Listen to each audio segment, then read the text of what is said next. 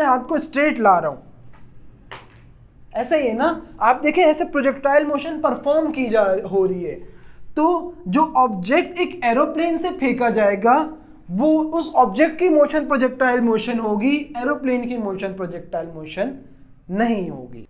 अस्सलामुअलैकुम, today is our another lecture of first year physics chapter 2 और आज हम देखेंगे कंस्ट्रक्टिव रिस्पांस क्वेश्चंस, जिसमें आपके पास क्वेश्चन 1 है और क्वेश्चन 1 में कहा जा रहा है is the range equivalent to horizontal distance in the projectile motion और do they have distinct meanings. कह रहे हैं कि प्रोजेक्टाइल मोशन में क्या रेंज और हॉरिजॉन्टल डिस्टेंसेस सेम होंगे हमेशा या इनमें कुछ डिफरेंस भी आ सकता है। तो बहुत छोटा सा डिफरेंस है इन दोनों में। लेट सपोज कि ये हमारे पास x और y एक्सिस है, एक प्रोजेक्टाइल को प्रोजेक्ट किया जाता है, कुछ ऐसे प्रोजेक्ट होगा ऑब्वियसली। लेट सपोज ऐसे प्रोजेक्टाइल को प्रोजेक्ट किया गया, तो आपके पास क्या हुआ कि रेंज क्या है, वो डिस्टेंस जो उसके स्टार्ट से लेके एंड तक का होगा उसे हम रेंज बोलते हैं। मींस आपके पास ये रेंज है। अच्छा, अब आपके पास क्या होता है, लेट्स सपोज आपके पास एक क्वेश्चन आता है जिसमें कहा जाता है कि एक प्रोजेक्टाइल था जिसे मैक्सिमम हाइट तक पहुंचने के लिए कुछ टाइम लगा।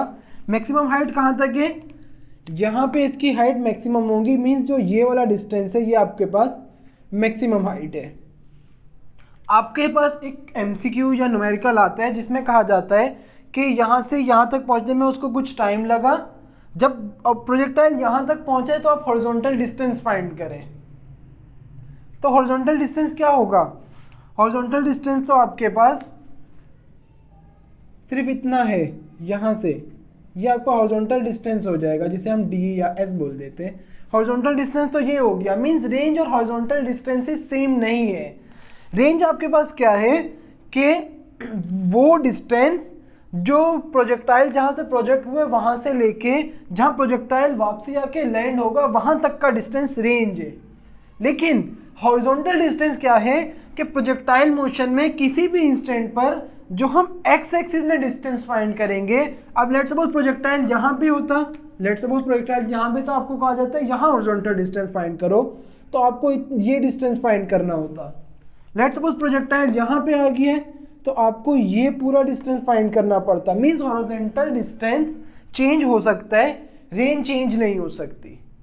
तो रेंज और प्रोजेक्टाइल मोशन सेम नहीं है। हाँ, लेकिन आपको लेट्स सपोज कहा जाता है कि ना प्रोजेक्टाइल यहाँ आया ना यहाँ ना यहाँ, प्रोजेक्टाइल ज़मीन पर लैंड कर गया है, अब हॉरिजॉन्टल डिस्टेंस फाइंड करें, तो जो रेंज है वही हॉरिजॉन्टल डिस्टेंस हो जाएगा। मींस हॉरिजॉन्टल डिस्टेंस और रेंज सेम हो सकते हैं लेकिन सेम है नहीं बिल्कुल भी। तो आपके पास स्लाइटली डिफरेंस है। जो आपका आंसर नीचे लिखा हुआ आ रहा होगा, इसका सबके आंसर्स आपके पास लिखे हुए आते रहेंगे नीचे। तो रेंज और हॉरिजॉन्टल डिस्टेंस में स्लाइटली थोड़ा सा डिफरेंस है। अच्छा, देन नेक्स्ट आपके पास क्वेश्चन है और नेक्स्ट क्वेश्चन में आपको कहा जा रहा है if air resistance is taken into account. हमने प्रोजेक्टाइल मोशन में सपोज किया था कि एयर नहीं है, हवा का कोई रेजिस्टेंस नहीं आ रहा। जैसे लेट सपोज एक पेपर को नीचे फेंकते हैं, वो डायरेक्टली नीचे नहीं जाएगा, वो ऐसे उड़ता उड़ता चला जाएगा नीचे, ऐसे ऐसे होता हुआ। क्यों? क्योंकि नीचे एयर है। अगर हम एयर रेजिस्टेंस 0 कर देते तो क्या होगा, हमने पेज को छोड़ा, जैसे ऐसे अगर मार्कर को छोड़ा जाए ये सीधा नीचे आ रहा है, सेम इसी तरह पेपर नीचे आएगा अगर एयर रेजिस्टेंस 0 है। लेकिन अगर एयर रेजिस्टेंस होगी तो वो डायरेक्टली नीचे नहीं आएगा। हमने प्रोजेक्टाइल मोशन में सोचा था कि एयर रेजिस्टेंस नहीं है। ये कह रहे हैं कि अगर एयर रेजिस्टेंस हो, if air resistance is taken into account in case of projectile motion then what parameters of projectile motion are influenced. अगर एयर रेजिस्टेंस आ जाए तो प्रोजेक्टाइल मोशन के किन फैक्टर्स पर फर्क आना शुरू हो जाएगा। तो हमने क्या कहा था, एक बार फिर डायग्राम बनाते हैं थोड़ी सी। वाई एक्सिस और एक्स एक्सिस, प्रोजेक्टाइल को प्रोजेक्ट किया जाता है कुछ ऐसे। हमने क्या किया था कि यहाँ पे वेलोसिटी का एक कंपोनेंट देते हैं जिसे हमने वी नॉट बोला था। वी नॉट के 2 कंपोनेंट्स होते हैं, कौन कौन से, एक वी नॉट एक्स जो आपके पास एक्स एक्सिस पे आता है, दूसरा वी नॉट वाई जो आपके पास वाई एक्सिस पे आता है, ये आ गया वी नॉट वाई। अच्छा, अब लेट सपोज प्रोजेक्टाइल कहीं और पहुंच गया, लेट सपोज यहाँ पे, तो आपके पास वेलोसिटी कैसे होएगी, टेंजेंट टू पैराबोला कुछ ऐसे, या टेंजेंट टू ट्रेजेक्ट्री। अभी इस पे भी आते हैं ट्रेजेक्ट्री क्या है। यहाँ पे वेलोसिटी लेट सपोज v है, तो इसके अगेन दो कंपोनेंट्स होंगे, एक x कंपोनेंट और दूसरा y कंपोनेंट, एक है vx और दूसरा vy। हमने ये चीज़ सपोज की थी कि ये जो v नॉट x है मीन्स हॉरिजॉन्टल कंपोनेंट चेंज नहीं होगा, कभी भी चेंज नहीं होगा, जिस पे हमने कहा था कि v नॉट x और vx बराबर होंगे। लेकिन अगर एयर रेजिस्टेंस आना शुरू हो जाए तो ऐसा मजीद पॉसिबल नहीं होगा, बल्कि लगातार हॉरिजॉन्टल वेलोसिटी कम होना शुरू होगी। अच्छा, अगर हॉरिजॉन्टल वेलोसिटी कम होना शुरू हो जाए, लेट सपोज मैंने क्या कहा, एक बार ऐसे मैंने फेंका, इसको इधर आके गिर गया, एक बार मैं बोलता हूँ एक फोर्स है जिसे अपोज कर रही है, मैंने इसको फेंका, बीच में एयर इसको दूसरी तरफ फेंक रही है, तो पहले ये यहाँ तक आया था, अब पहले ही गिर जाएगा। तो क्या हो रहा है कि जो हॉरिजॉन्टल कंपोनेंट है वो मजीद बराबर नहीं है, v not x is no more equal to v है। सिमिलरली y कंपोनेंट किस तरह से चेंज होगा, सपोज करें कि ऊपर बहुत तेज एक फैन चल रहा है ऐसे डाउनवर्ड, और फैन की स्पीड बहुत तेज है। आपको कहा जाता है एक कागज की बॉल लो, उस फैन की तरफ ऊपर की तरफ फेंको, और इस तरह से फेंको कि वो फैन को क्रॉस करते हुए जाके छत पे लग जाए। क्या हो सकेगा ऐसा? फैन बहुत ज्यादा तेज चल रहा है, प्रोबेबली ऐसा नहीं हो सकेगा। अच्छा, अब क्या करते हैं, अब फैन बंद कर दिया है, अब फैन नहीं चल रहा, अब आपको वही कागज की बॉल बोली जाती है, उसको ऊपर छत पे मारो, अब मारना आसान है। ऐसा क्यों हुआ? ऐसा इसलिए हुआ कि क्या हुआ, एयर नीचे आ रही है, एयर रेजिस्टेंस को हमने बहुत ज्यादा बढ़ा दिया। तो क्या हुआ, एक कोई बॉडी है जिसे हमने ऊपर फेंका, जब वो मैक्सिमम हाइट पे जाएगी उसकी वेलोसिटी 0 हो जाएगी। जब फैन चल रहा था तो उसकी हाइट कम हो गई, मींस उसकी वेलोसिटी जल्दी 0 हो गई है।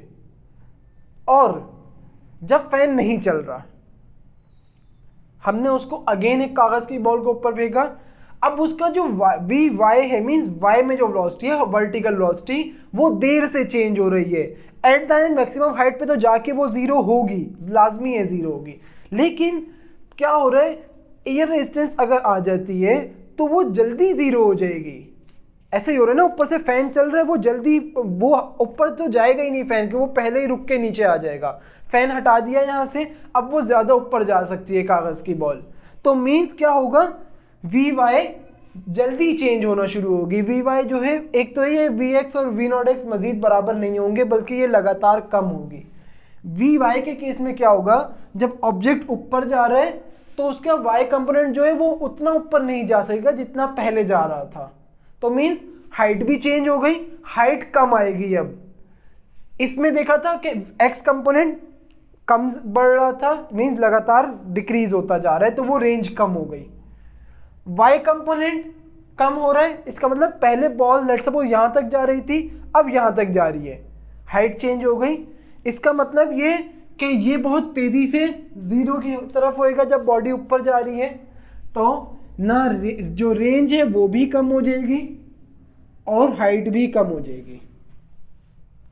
ये इसको RA बोल देते हैं कि ये जो है एयर रेजिस्टेंस में, और ये वो R था जो एयर रेजिस्टेंस के बगैर है। मीन्स जो एयर रेजिस्टेंस से बगैर वाली रेंज थी वो ज़्यादा होगी एज कम्पेयर टू उस रेंज के जो एयर रेजिस्टेंस के केस में आएगी। सिमिलरली देखें, अगर वाई कंपोनेंट चेंज होता है तो क्या होगा, मेरा ख्याल है ब्लू से बना देते हैं। वाई कंपोनेंट जो है वो कांस्टेंट नहीं रह रहा, बल्कि लगातार कम होता जा रहा है। क्या बॉल यहाँ तक आ सकेगी? सॉरी, एक्स कंपोनेंट की बात कर रहा हूँ अभी मैं। सपोज करते हैं वाई, अभी वाई में हम कोई फर्क नहीं ला रहे। क्या हुआ कि बॉल जाएगी, लेकिन क्योंकि एक्स कंपोनेंट जल्दी चेंज हो रहा है तो बॉल पीछे ही गिर जाएगी, रेंज कम हो गई। सिमिलरली वाई भी तो कम हो रहा है बहुत तेजी से, इसका मतलब कि बॉल उस हाइट तक भी नहीं जाएगी बल्कि पहले ही नीचे गिर जाएगी। अगर एयर रेजिस्टेंस का केस आते हैं तो ये ब्लू वाला पाथ फॉलो होगा, रेंज भी कम हो गई, हाइट भी कम हो गई। जो एक्चुअल रेंज थी वो ये मैंने ये वाली बोली है, ये R है, और एयर रेजिस्टेंस वाले केस में जो आई है वो क्या है, इसको मैंने RA बोल दिया। मीन्स जो आर ए रेजिस्टेंस किस केस में, एयर के केस में, सॉरी रेंज एयर के केस में उस रेजिस्टेंस से कम है जो बगैर एयर के थी। और सिमिलरली हाइट भी कम हो गई, देखें अब हाइट ये हो गई है जिसे हमने एच ए बोला, जो कि कम है पुरानी वाली हाइट के जो कि इतनी थी। तो मीन्स हाइट भी कम हो रही है, रेंज भी कम हो रही है, वेलोसिटी भी कम हो रही है, हॉरिजॉन्टल में भी वर्टिकल में भी। इसका मतलब अगर ये जो वी एक्स है और वी वाई ये बहुत तेजी से कम हो रहे हैं तो ये v किसके बराबर होता है, under root V X square plus V Y square के। अगर वी एक्स और वी वाई की वैल्यू बहुत तेजी से कम हो रही है तो v की वैल्यू भी तो कम हो जाएगी। इसका मतलब वेलोसिटी बहुत तेजी से डिक्रीज हो रही होगी हमारे पास, वेलोसिटी में भी फर्क आ गया। अच्छा देन एक बार बॉल इस पॉइंट तक गई, एक बार बॉल यहीं पे आई है, जो time to reach maximum height है, मैक्सिमम हाइट तक आने में जो टाइम लगा वो भी कम हो जाएगा। इसका मतलब कि जो वो टाइम जो एयर रेजिस्टेंस के केस में वो कम होगा एज कंपेयर टू वो टाइम जो एयर रेजिस्टेंस के बगैर था। Similarly total time of flight भी इसी तरह से चेंज हो जाएगा कि क्या हुआ, पहले बॉल इस पाथ को फॉलो करते हुए यहां तक आई, एक बार बॉल इस पाथ को फॉलो करते हुए यहीं गिर गई, कहां टाइम कम लगेगा, इस वाले केस में ना। इसका मतलब एयर रेजिस्टेंस जब आई तो time to reach maximum height और टोटल टाइम ऑफ फ्लाइट दोनों कम हो गए। लास्ट आपके पास आप देखें इसका पाथ ये था, इसका पाथ ये था, ऐसा ही है ना। तो इसका मतलब कि जो ट्रेजेक्टरी है वो भी चेंज हो रही है। पहले ट्रेजेक्टरी मीन्स वो पाथ जो प्रोजेक्टाइल फॉलो कर रहे हैं, पहले ट्रेजेक्टरी ये थी, अब ट्रेजेक्टरी ये वाली नहीं है, ट्रेजेक्टरी ये वाली है, पाथ भी चेंज हो गया। तो मीन्स इस यहाँ पे ये भी लिख लेते हैं, ये सारे मुझे पहले याद नहीं आए अभी याद आ रहे हैं, पाथ विल बी चेंज। अच्छा थर्ड सॉरी लास्ट फाइनल एक पॉइंट रह गया ये वाला, इसको एक बार मिटाते हैं, इसमें काफ़ी कुछ आ गया है और एक बार फिर बनाते हैं। ये रही एक्स वाई एक्सिस, सिमिलरली एक प्रोजेक्टाइल को प्रोजेक्ट किया गया है कुछ ऐसे। अच्छा आपके पास क्या हुआ कि ये है वो वाला केस जब एयर रेजिस्टेंस नहीं था, जब एयर रेजिस्टेंस आ गया तो क्या होगा, हॉरिजॉन्टल कंपोनेंट लगातार कम हो रहा था। तो कुछ ऐसे नहीं हो जाएगा कि यहाँ पे हॉरिजॉन्टल कंपोनेंट बहुत ज़्यादा है तो ये ऐसे गया, ऐसे जाके और ऐसे गिर गया, इस तरह का कुछ होगा ना। स्टार्टिंग में वेलोसिटी बहुत तेज़ थी, बहुत तेज़ी से आगे गया, लेकिन यहाँ की वेलोसिटी कम होते जा रही है तो ये जल्दी नीचे गिर गया। तो क्या ये कप बन रहा है क्या इस तरह का, नहीं बन रहा। यहाँ पे तो ये ऐसे जा रहे हैं, अगर ये कप कब बनता है जब ये बिल्कुल इसी तरह का इस तरफ भी पाथ फॉलो करके ऐसे आके गिरता। इसका मतलब ये एक मजीद पैराबोला रहा ही नहीं, तो मीन ट्रेजेक्टरी जो है वो पैराबोला भी नहीं होगी अब हमारी। पैराबोला एक्चुअली होता क्या है मैं आपको ये चीज बता देता हूं। आप क्या करें, एक ग्राफ प्लॉट करें y = x² का, या किस इसका भी कर सकते हैं y = -x², लेकिन y = x² देखते हैं हम। आपका जो ग्राफ बनेगा ना वो कुछ ऐसे होगा, कुछ ऐसा ग्राफ होगा, ऐसे। ये आपके पास पैराबोला होता है। देखें अगर इसको मैं ऐसे घुमा के इसका एक मिरर, लेट्स सपोज यहाँ मैंने एक मिरर ला के रखा है, इसकी शेप कैसी हो जाएगी ऐसे, तो इसे हम पैराबोला बोलते हैं। अगर मैं इसकी शेप को ऐसे कर दूं लेट्स सपोज, क्या ये मजीद पैराबोला लग रहा है, नहीं है ये पैराबोला। तो इसका पैराबोला ये कब होता, जब अगर मैं इसके दो हिस्से करता, जो पार्ट यहाँ बन रहा है वही यहाँ बनता, लेकिन यहाँ सेम नहीं है ये दोनों। इसका मतलब कि जो ट्रेजेक्टरी है वो पैराबोला भी नहीं रही, ये पैराबोला कुछ ऐसे है।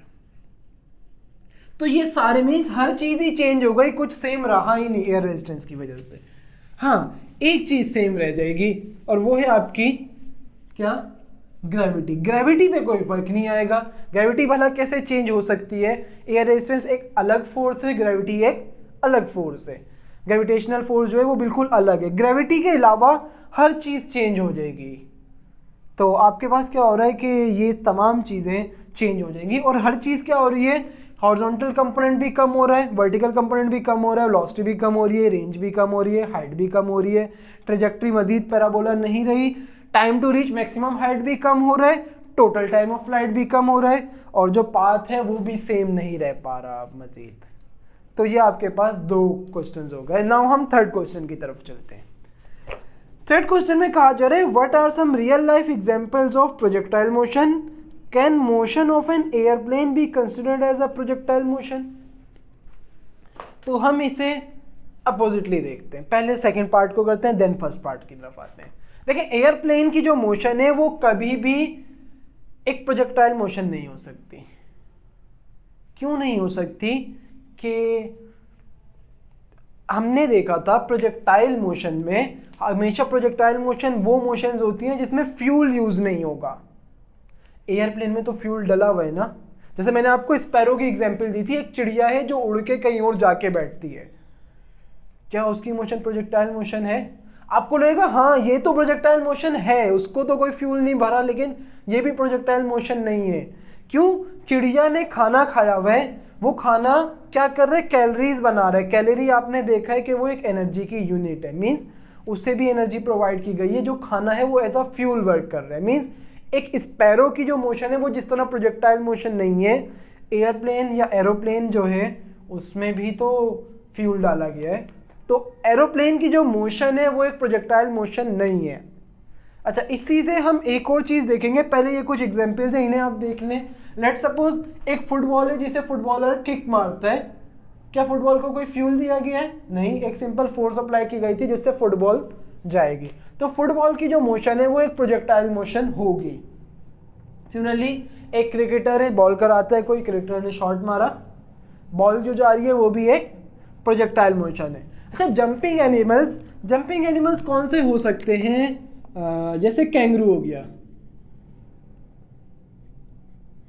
कैंगरू आपने देखा जंप्स कर मारता है, तो वो उसकी जो मोशन है वो एक प्रोजेक्टाइल मोशन होगी। सिमिलरली आपने फ्रॉग देखा है, मेंढक भी जंप करता है, वो भी एक प्रोजेक्टाइल मोशन है। और एक आपके पास वो भी है ग्रास ऊपर, आपको पता है जो वो टिड्डा होता है, टिड्डा बोलते हैं, तो वो उड़ भी सकता है और वो जंप भी कर सकता है। तो लेट्स सपोज वो अपने परों का इस्तेमाल नहीं कर रहा, सिर्फ अगर जंप करता है तो क्या होगा, वो भी एक प्रोजेक्टाइल मोशन परफॉर्म करेगा। सिमिलरली एक तोप को चलाया जाता है, उसमें से जो बॉल निकल रही है कोई फ्यूल नहीं है, प्रोजेक्टाइल मोशन है। किसी ऑब्जेक्ट को थ्रो किया जाता है किसी दूसरे की तरफ, वो मोशन भी एक प्रोजेक्टाइल मोशन है। अच्छा, डाइवर्स मीन्स आपने देखा है लोग बड़ी बड़ी जगह से पानी में छलांग लगाते हैं, वो किस तरह से लगाते हैं? क्या वो डायरेक्टली नीचे गिर जाते हैं? नहीं, वो कैसे हैं, किसी ऐसे खड़े में तो वो ऐसे उछल के नीचे जाते हैं, तो ये एक प्रोजेक्टाइल मोशन है। अच्छा, अगर वो डाइवर स्ट्रेट ऐसे भी छलांग लगा देता, क्या वो एक प्रोजेक्टाइल मोशन होती? आपके माइंड में आएगा नहीं, लेकिन स्टिल वो भी एक प्रोजेक्टाइल मोशन है।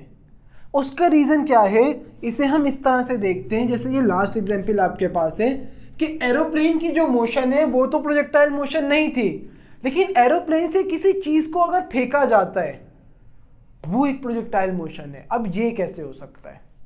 सोचने की बात है ना। सपोज करें मेरा हाथ एक एरोप्लेन है, क्या हुआ कि मेरा हाथ ऐसे जा रहा था, ये एरोप्लेन सपोज कर लें, ऐसे आगे जा रहा है और इससे ना कोई चीज नीचे गिर गई। लेट्स सपोज एरोप्लेन जा रहा था, नीचे कोई पोर्शन था, जैसे वो होते हैं कहीं सैलाब आ जाए तो वहां पे खाना पहुंचाया जाता है, राशन के बड़े बड़े कंटेनर्स होते हैं जहाँ पे हेलीकॉप्टर जाते हैं और उसे ड्रॉप कर देते हैं। ऐसा नहीं है कि हेलीकॉप्टर कहीं उतरेगा, सैलाब आया हुआ है कहीं पे, वहाँ हेलीकॉप्टर नहीं उतर सकता, तो वो क्या करते हैं, राशन के जो वो हैं उन्हें ड्रॉप कर दिया जाता है। सिमिलरली तो जो खाना नीचे फेंका गया है एक कंटेनर के अंदर, वो भी एक प्रोजेक्टाइल मोशन परफॉर्म करेगा। किस तरह से, समझें इसको। देखें, एक एरोप्लेन है, ऐसे आगे की तरफ जा रहा है, जैसे ही इसने कोई चीज फेंकी, लेट्स सपोज इस पॉइंट पे वो चीज को फेंकेगा, वो चीज कभी भी ऐसे डायरेक्टली नीचे नहीं गिरेगी। वो लेट्स सपोज एरोप्लेन आया, एरोप्लेन ने उसे यहाँ पे ड्रॉप कर दिया, वो चीज ऐसे गिरने के बजाय ऐसे गिरेगी, कुछ ऐसे। किस तरह से, देखें एरोप्लेन है ये यहाँ पे ऐसे जा रहा था और इस पॉइंट पे आके उसने एक ड्रॉप फेंका है, तो वो ड्रॉप ऐसे गिरने के बजाय ड्रॉप ऐसे गिरेगा, जिसे हम हाफ प्रोजेक्टाइल मोशन बोलते हैं। ये जो बाकी की हाफ थी वो नहीं परफॉर्म हो रही, हाफ प्रोजेक्टाइल परफॉर्म हो रही है।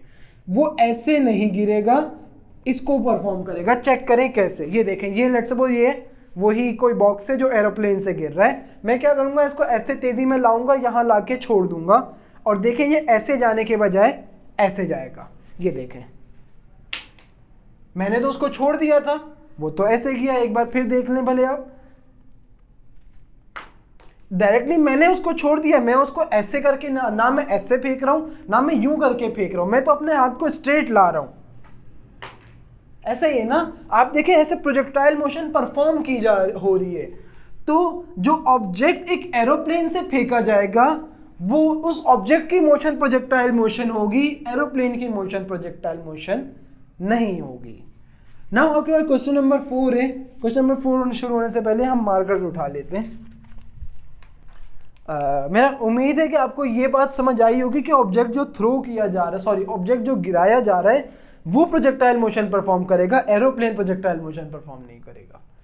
अच्छा, नाउ हमारे पास क्वेश्चन नंबर 4, जिसमें कहा जा रहा है where do we use concept of speed and velocity in our life. Speed और वेलोसिटी के कुछ एग्जांपल्स बताने कि हम रियल लाइफ में कहाँ यूज करते हैं उसे। तो ये कुछ लिखे हुए आपके पास। लेट्स सपोज रेसिंग कंपटीशन में आप स्पीड और वेलोसिटी को बहुत ज़्यादा देखते हैं। जैसे लेट्स सपोज आपके पास क्या होता है, एक रेसिंग कंपटीशन है जिसमें आपको यहाँ से ऐसे स्टार्ट करना है और वापसी घूम के इस पॉइंट पे रिटर्न आना है आपने। सही है, आपको क्या करना है, आपको इन चीज़ों में वेलोसिटी का बहुत ध्यान रखना है, सिर्फ स्पीड नहीं कि आपके जो मैग्नीट्यूड है वो क्या है, डायरेक्शंस को भी फॉलो करना है। किस तरह से, लेट्स सपोज एक कोई है जो ऐसे भागता भागता भागता, आपको सिर्फ इतना कहा गया है यहाँ से शुरू करें, घूम के वापसी आपको यहाँ आना है, उसकी वेलोसिटी बहुत तेज़ है। लेट्स सपोज 2 कॉम्पिटिटर्स भागना शुरू करते हैं, एक की वेलोसिटी है 4 मीटर पर सेकेंड, दूसरे की है 5 मीटर पर सेकेंड। सही, दोनों भागना शुरू करते हैं और इसको हम इस वाले को A बोल देते हैं, इसको B बोल देते हैं।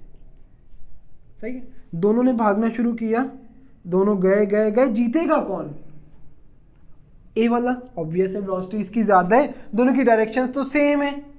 मीन्स इस केस में तो वेलोसिटी सिर्फ डायरेक्शन नहीं बल्कि हमें मैग्नीट्यूड भी देखना पड़ेगा। लेकिन आपने शायद एक गेम खेला हो जिसका नाम था नीड फॉर स्पीड, मे भी आपने खेला हो, लेकिन मैं उसको थोड़ा सा डिफाइन कर देता हूँ। उसका जो क्या बोलेंगे एडिशन 2 था, उसमें क्या होता था, कुछ इसी तरह की रेसेस हैं लेकिन कुछ शॉर्टकट्स बने हुए होते थे। कुछ किस तरह से शॉर्टकट्स बने हुए, लेट्स सपोज ये 5 मीटर पर सेकेंड वाला पूरे पाथ को फॉलो करता हुआ आ गया, यहाँ पे 2 शॉर्टकट्स बने हुए थे। शॉर्टकट किस तरह से थे, एक शॉर्टकट यहाँ से निकल रहा है और दूसरा शॉर्टकट लेट्स सपोज यहाँ से ऐसे निकल रहा है। कि क्या हुआ, 5 मीटर पर सेकेंड वाला डायरेक्टली ऐसे इस पाथ को फॉलो करता हुआ, जो बॉडी ए है वो इस पाथ को फॉलो करते हुए जा रही है, लेकिन बॉडी बी की जो मैग्नीट्यूड है, मीन्स स्पीड कम है, वो वेलोसिटी को अपने माइंड में ले आती है कि हमारे पास शॉर्ट पाथ्स हैं, शॉर्टकट्स हैं। बॉडी बी ने क्या किया, वो यहाँ आई, डायरेक्टली इस पाथ पे आ गई, यहाँ से शॉर्टकट फॉलो किया, इधर आई और इस पाथ को फॉलो करते हुए जीत गए। तो क्या हुआ, बॉडी बी ने क्या किया, जो मैग्नीट्यूड है, मैग्नीट्यूड तो वो मर्जी से नहीं बढ़ा सकती, डायरेक्शंस को फॉलो करना शुरू हो गई। मीन्स जो रेसिंग्स हैं खास तौर पर उसमें हमें जो मैग्नीट्यूड है उसके साथ डायरेक्शन को भी देखना है, मीन्स वेलोसिटी का बहुत ख्याल रखना है। रेसिंग में वेलोसिटी बहुत ज़्यादा यूज़ होती है। सिमिलरली अगर क्या होता है कि 4 मीटर पर सेकेंड वाला इस पाथ को फॉलो करता है, लेकिन इसने स्पीड को मद्देनज़र रख लिया, इसने अपनी स्पीड 10 कर ली, अब बॉडी भी शॉर्ट पाथ को भी फॉलो करे तब भी नहीं जीत सकेगी। तो मीन्स रेसिंग में आपको दोनों चीज़ों पे फोकस करना है, स्पीड पे भी और वेलोसिटी पे भी। अच्छा, देन पब्लिक ट्रांसपोर्टेशन में, पब्लिक ट्रांसपोर्टेशन ऑब्वियसली वेलोसिटी को, डायरेक्शंस को देखना पड़ेगा। पता लगे कि एक पब्लिक ट्रांसपोर्ट सिंध से पंजाब जा रही थी, उसने डायरेक्शन देखी ही नहीं, वो बलूचिस्तान पहुंच गई। कराची से कोई चीज़ मुल्तान जाने की वजह से सियालकोट पहुंच गई, तो मीन्स वहाँ पे भी आपको वेलोसिटी का ख्याल रखना है। वेलोसिटी के साथ साथ स्पीड का भी ख्याल रखना है कि मीन्स लेट्स सपोज खड्डे आए और आपने क्या किया, अपना जो मैग्नीट्यूड है वेलोसिटी का, जिसे हम स्पीड बोलते हैं, आपने उस स्पीड को कम ही नहीं किया। जो घर का सामान पड़ा हुआ था, पता लगा शीशे पड़े हुए थे, वो सारे टूट गए क्योंकि खड्डे आ गए थे। तो मीन्स आपको पब्लिक ट्रांसपोर्टेशन में भी स्पीड और वेलोसिटी दोनों का ख्याल रखना है। देन क्रिकेटर्स का। क्रिकेटर्स किस तरह से, लेट्स सपोज ये पिच है और एक क्रिकेटर यहाँ से शॉट मारता है, यहाँ पिच होती है ना, यहाँ से शॉट मारता है, अब उसे रन भागना है। उसे रन कैसे भागना चाहिए, क्या वो रन ऐसे स्ट्रेट लाइन में भागे या वो रन ऐसे ऐसे करते हुए भागे? ऑब्वियसली स्ट्रेट लाइन में भागेगा। तो मीन्स यहाँ पे वेलोसिटी का ध्यान रखना है, डायरेक्शन मैटर कर रही है इधर भी रनिंग में।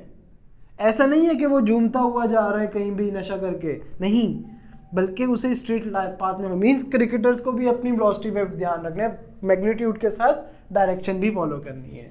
अच्छा, जेवलिन थ्रो क्या होती है? एक्चुअली इसकी एग्जांपल मेरे को आपका जो चैप्टर 3 है उसका जो फर्स्ट पेज है उससे आई। उधर आपके पास एक पिक्चर बनी हुई है, अरशद नदीम नाम है उनका, जिनके क्या है कि उन्होंने एक जो गेम्स होते हैं उसमें एशिया में सबसे बड़ा थ्रो किया था, वो 90 मीटर से ज़्यादा का था। क्या करते हैं, एक लकड़ी होती है जिसे यूं करके फेंका जाता है, जो सबसे ज़्यादा दूर फेंकेगा वो जीत जाएगा। तो उन्होंने 90 मीटर से भी ज़्यादा फेंका था। एशिया के कोई गेम्स थे, मुझे एग्जैक्ट नहीं पता। अच्छा, तो क्या होता है कि लेट सपोज हम क्या करते हैं, उसे उन्होंने ऐसे फेंकना था, वो किसी और डायरेक्शन में फेंक देते, मसला तो हो जाता, हमने तो यूं फेंकना था। तो ये इसका मतलब यहाँ पे भी स्पीड, एक तो स्पीड से, तेज स्पीड से फेंकना, दूसरा डायरेक्शन भी मैटर कर रही है। तो ये आपके पास स्पीड ऑफ वेलोसिटी की एग्जांपल्स हैं। अच्छा, सिमिलरली ये बहुत अच्छी मुझे एग्जांपल माइंड में आई वेदर फोरकास्ट में। जैसे आपको बारिश होने वाली होती है या बारिश का मौसम भी नहीं हुआ, वेदर वाले बोल देते हैं बारिश होगी, और 10 में से एक बार वो ठीक भी हो जाते हैं। कभी कभी होता है हो गई, वरना तो नहीं होती मोस्टली। तो उनको कैसे पता लग गया कि बारिश होती है, वो तो कर नहीं रहे। तो क्या होता है, सिमिलरली सर्दियाँ आने वाली हैं, वो पहले भी बता देंगे सर्दियाँ आने वाली हैं। सर्दी की कोई लहर आएगी, ये पहले बता रहे हैं। गर्मी की कोई लहर आएगी, ये पहले बता रहे हैं वेदर वाले।